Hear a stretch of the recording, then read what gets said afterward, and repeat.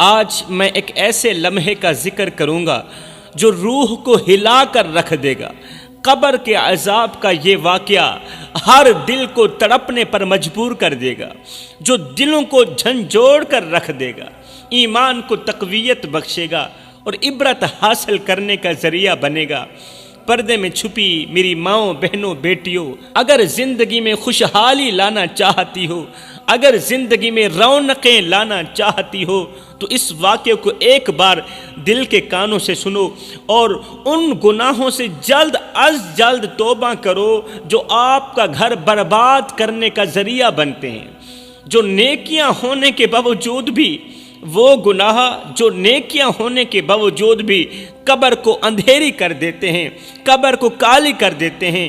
انسان کے پاس نیکیاں بھی ہوتی ہیں، اچھے اعمال بھی ہوتے ہیں، پھر بھی اس کی قبر اندھیری ہو جاتی ہے۔ ایک عورت حضرت سیدنا امام جعفر صادق رضی اللہ تعالی عنہ کے پاس حاضر ہوئی، زار و قطار روتے ہوئے، خون کے آنسو بہاتے ہوئے عرض گزار ہوئی، حضرت آج ہماری بستی میں ایک عورت کا انتقال ہوا، وہ 5 وقت کی نمازی تھی، عبادت گزار تھی، اس کی عبادت کا پوری بستی میں چرچا تھا، دوسری عورتیں دور دراز سے اس سے دعائیں کروانے کے لیے آتی تھی، لیکن جب اس اللہ والی عورت کا وقت آخر آیا، اس اللہ والی عورت کا جب وقت آخر آیا، زندگی کا سورج غروب ہوا تو وہ 3 دن تو مسلسل سکرات کی تکلیف سہتی رہی، آدھی روح اندر آدھی روح باہر، 3 دن مسلسل سکرات کی تکلیف سہتی رہی۔ اس کی حالت بہت خوفناک تھی، اس کا چہرہ بگڑ گیا، خوبصورتی بدصورتی میں بدل گئی۔ جب اسے غسل دیا گیا تو اس کا جسم سوج گیا، پھول گیا، اور جب اس کا جنازہ اٹھایا گیا تو اس کا جسم بہت وزنی ہو گیا تھا۔ جب لوگوں نے اسے قبر کے اندر سلانے کی تیاری کی تو ہر طرف خاموشی چھا گئی، جسے کائنات نے بھی دل تھام لیا ہو۔ لوگ جنازہ اٹھا کر قبر کے قریب پہنچے تو زمین لرزتی ہوئی محسوس ہوئی، جیسے مٹی بھی اس منظر کو سہنے سے قاصر ہو۔ لوگوں نے جب قبر کے اندر جھانکا تو ہر زبان سے استغفر اللہ نکلا، کیونکہ قبر اندھیرے اور گھٹن سے بھری ہوئی تھی۔ قبر کے اندر سے آتی ہوئی گرم ہوا نے سب کے چہروں پر خوف کی لکیریں کھینچ دیں، جیسے کسی نے جہنم کی جھلک دکھا دی ہو۔ جب پہلی مٹھی قبر پر ڈالی گئی تو ہر آنکھ اشک بار ہو گئی، جیسے وہ مٹی نہیں بلکہ دل کے ٹکڑے دفن کیے جا رہے ہوں۔ قبر کے اندر سے اٹھتی ہوئی گرمی نے دلوں میں خوف بٹھا دیا، جیسے گناہوں کی سزا کا ابھی سے آغاز ہو چکا ہو۔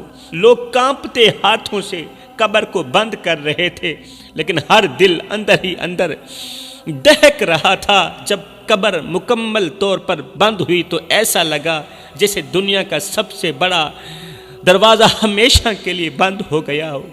لوگ استغفار کرتے ہوئے وہاں سے لوٹ گئے، لیکن قبر کے مناظر نے ان کے دلوں پر گہرے زخم چھوڑ دیے، گہرے زخم چھوڑ دیے۔ حضرت ہم بہت پریشان ہیں، اے نواسۂ رسول ہم بہت پریشان ہیں کہ ایسا کیوں ہوا؟ آخر اس عورت کی نمازیں کہاں گئیں؟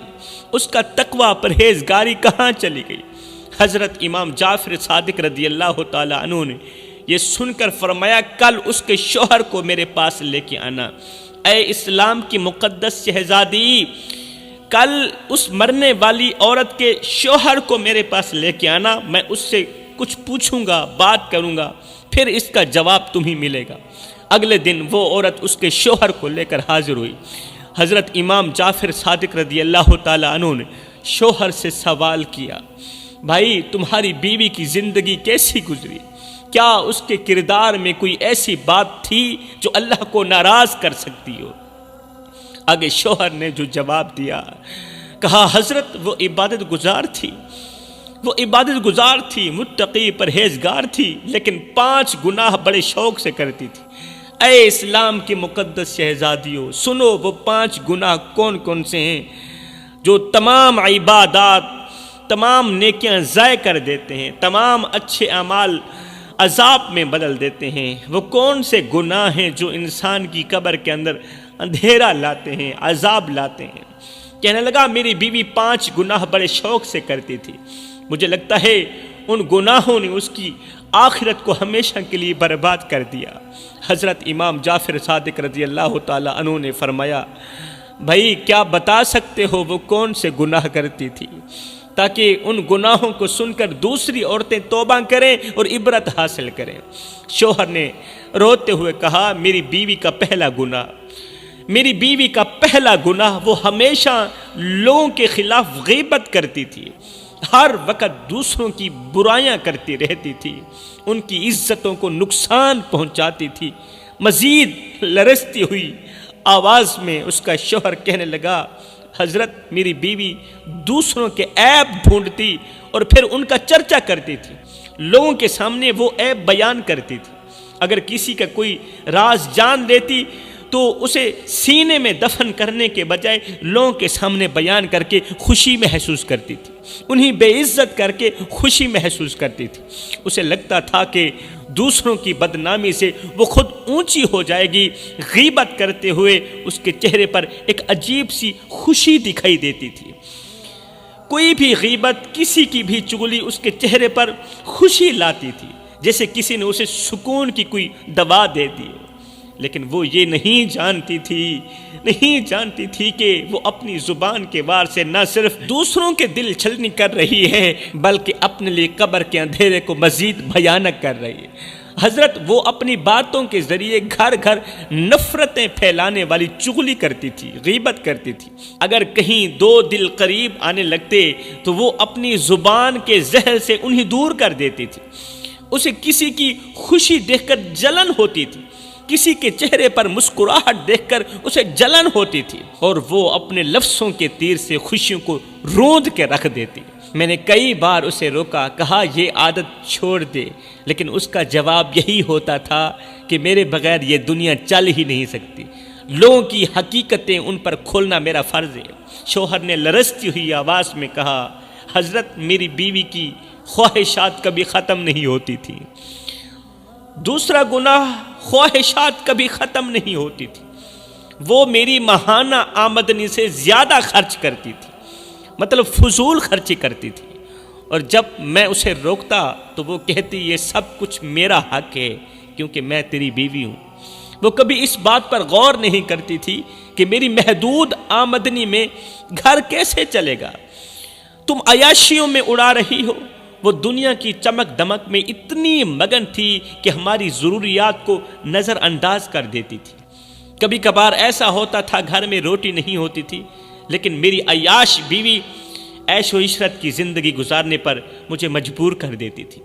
جب میں کہتا کہ ہم یہ خرچ برداشت نہیں کر سکتے تو وہ غصے میں دوسروں کے تانے دینے لگتی اور کہتی کہ دیکھو فلاں عورت کیسے رہتی ہے، اچھا پہنتی ہے، اچھا کھاتی ہے، اچھا پیتی ہے، اور مجھے وہ سب کیوں نصیب نہیں جو ان عورتوں کو نصیب ہے۔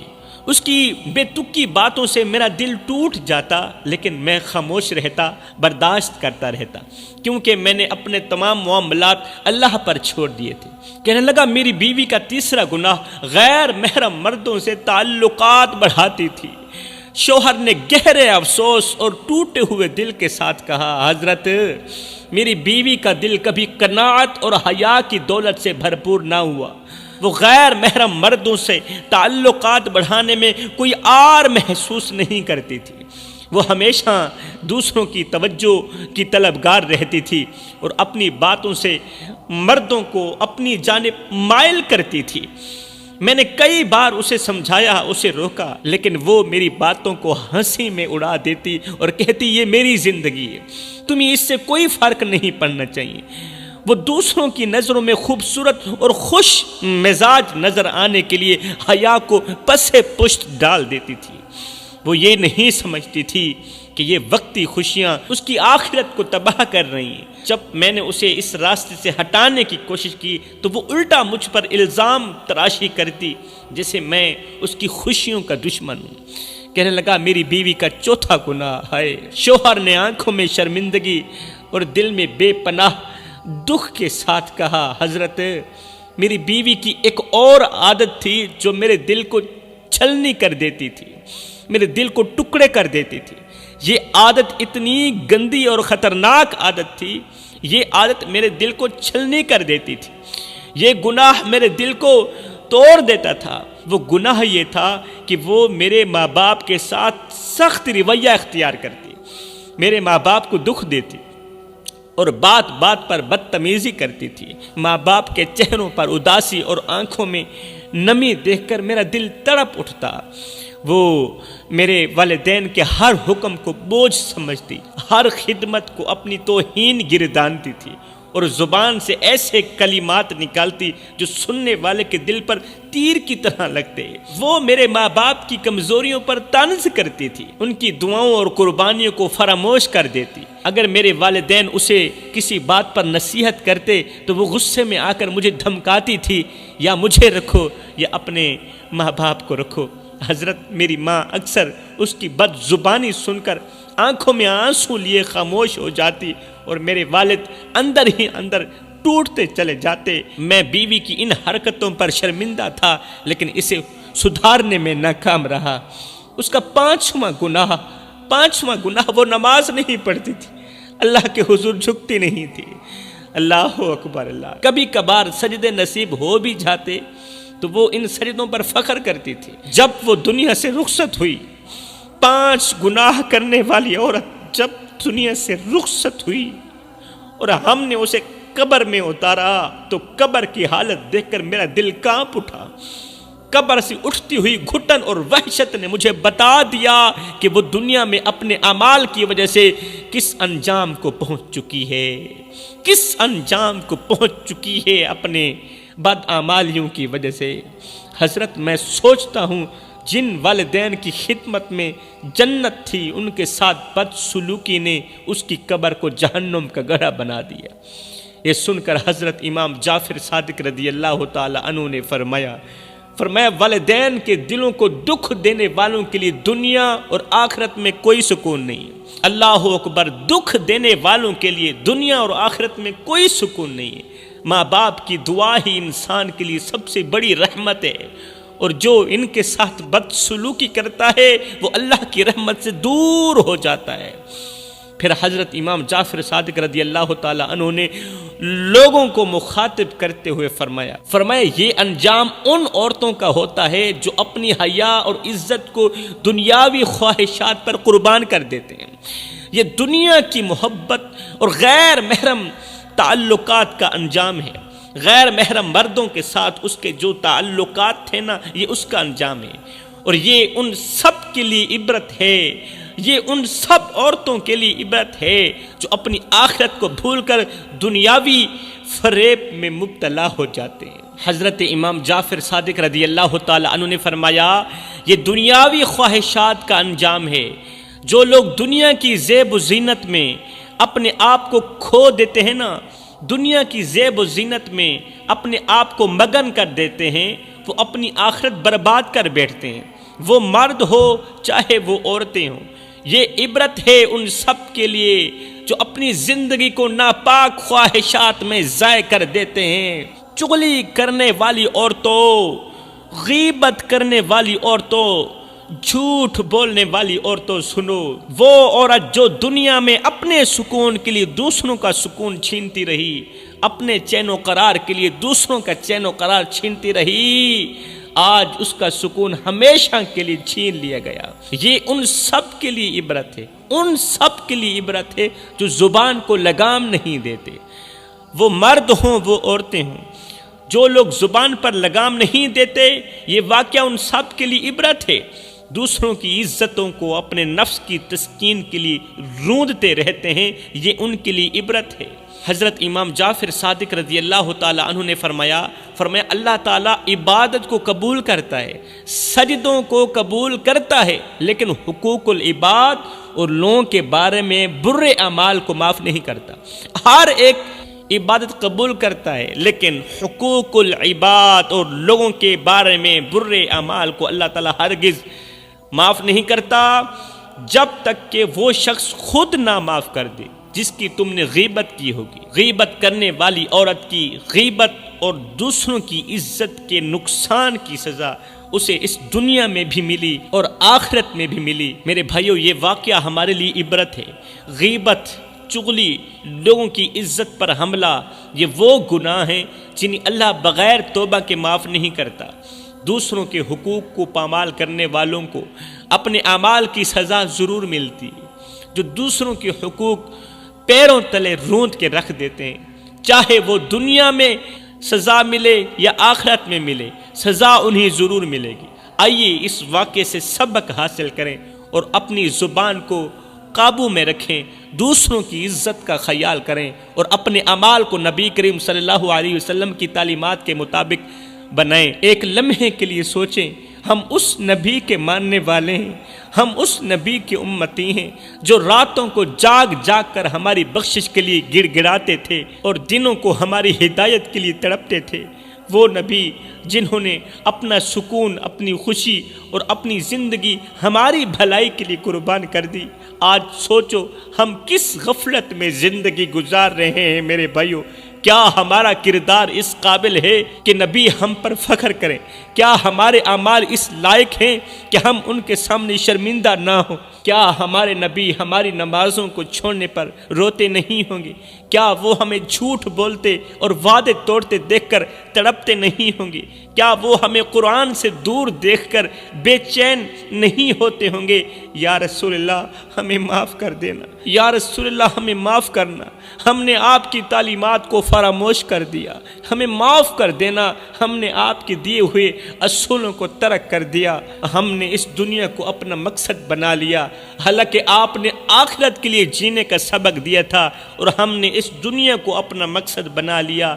ایک لمحے کے لیے سوچو میرے بھائیو، کیا ہم مدینے کی گلیوں میں بیٹھ کر اپنے اعمال پر رونے کے قابل ہیں؟